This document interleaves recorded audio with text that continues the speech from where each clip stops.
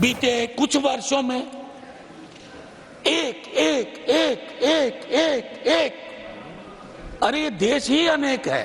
मैंने कभी कल्पना नहीं की थी कि पॉलिटिकल साइंस में अंडर ग्रेड में एडमिशन लेने के लिए बच्चा कोचिंग इंस्टीट्यूट में जाएगा। सर अगर रैप अप कहने कहिएगा तो यूं ही बैठ जाऊंगा। हालांकि उन मंत्री जी से मैं शिकायत करता नहीं हूं, क्योंकि जो उनका पोर्टफोलियो है उस पर वो कम बोलते हैं, बाकी विषयों पर ज्यादा बोलते हैं। अरे बड़ा सम्मान करता हूं, आपको पता नहीं है।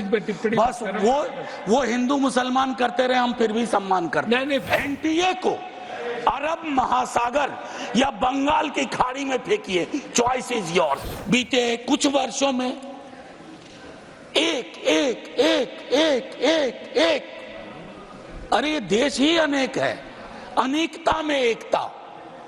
यहां भोजन की विविधता है, वस्त्र की विविधता है, क्षेत्रों की विविधता है, धर्म की विविधता है, इन विविधताओं और भाषा की विविधता है।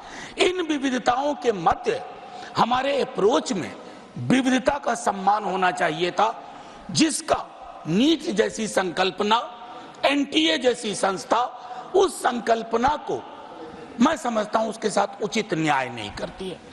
माननीय उपसभापति महोदय, मैंने सदन में पहले भी कहा, मैं दोबारा दोहरा रहा हूं, हमारे यहां अंडर ग्रेजुएट एडमिशन में दिल्ली यूनिवर्सिटी में कुछ दिक्कतें थी सर।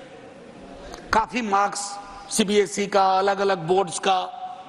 अब क्या हुआ ना, हम एक अद्भुत मुल्क हैं, we throw the baby with the water. अब हुआ यूं कि हमने उसके बदले सीयूईटी की व्यवस्था की। अब मैंने कभी कल्पना नहीं की थी कि पॉलिटिकल साइंस में अंडर ग्रेड में एडमिशन लेने के लिए बच्चा कोचिंग इंस्टीट्यूट में जाएगा। सीयूईटी का मतलब हो गया कोचिंग के पितामह, कोचिंग का जन्म। अब देख लीजिए मशरूम की तरह आ गए। तो ये चीजें हमें सोचनी होगी। हाल ही में इसी सदन ने कोचिंग इंस्टीट्यूट पर विस्तृत चर्चा की है। मैं देख रहा हूं कि नीट को भी अगर हम देखें, जो मैंने कहा डाइवर्सिटी का सवाल। दूसरा सवाल एक बहुत महत्वपूर्ण है सर, अगर आप फी स्ट्रक्चर देखें, फी स्ट्रक्चर 3 ही मिनट था क्या सर? 5 मिनट था आपके। हाँ सर, बस खत्म कर दूंगा। ये वक्त का भी बड़ा विचित्र मामला है। 3 मिनट था आपका। जी जी सर, थोड़ा रैप अप करिए जल्दी। सर अगर रैप अप कहने कहिएगा तो यूं ही बैठ जाऊंगा। पॉइंट्स बोलती रहे। मैं सिर्फ इतना कहना चाहता हूं कि जो फी स्ट्रक्चर आप नीट का देखते हैं और आप बाकी जगह का तो हुआ नहीं है सर। आज तो मैं एक पीड़ित पक्ष भी हूं सर, मेरा भी रेजोल्यूशन नंबर 2 पे था, जातिगत जनगणना पे, उसे हवा खा गई। तो मैं सिर्फ इतना कहना चाहता हूं कि बिहार का जातिगत सर्वेक्षण का अगर आप आंकड़ा देखें, जहां तकरीबन 35% लोगों की आमदनी 6,000 या उससे कम। अब उसमें बताइए कि सर ये फी स्ट्रक्चर कहां फिट बैठता है। दूसरा है सर, जिस पर अक्सर हम लोग ध्यान नहीं देते हैं, ये सीबीएसई को टिल्टेड पूरी की पूरी एग्जाम पद्धति है। स्टेट बोर्ड्स की जो अपनी प्राथमिकताएं हैं उसका सम्मान इस तरह की परीक्षाएं नहीं किया करती हैं।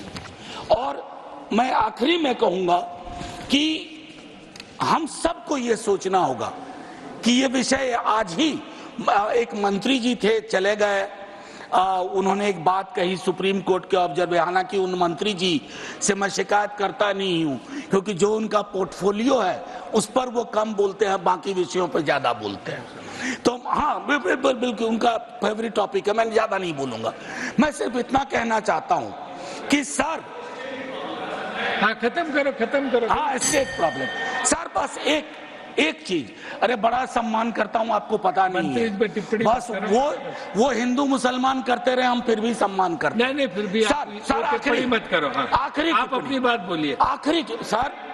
आखिरी टिप्पणी कर रहा हूं सर, आखिरी टिप्पणी करने दीजिए। मैं ये कह रहा था कि इन विषयों पर आज जब सुप्रीम कोर्ट का हवाला दिया जा रहा था, सनद रहे, सुप्रीम कोर्ट ने बहुत बातें कही हैं, आप चेरी पिकिंग मत करिए। इतने बड़े पैमाने पे परीक्षा दोबारा ना हो। लेकिन ये भी कहा है पटना हजारीबाग के बारे में, गोधरा के बारे में भी चर्चा हुई है।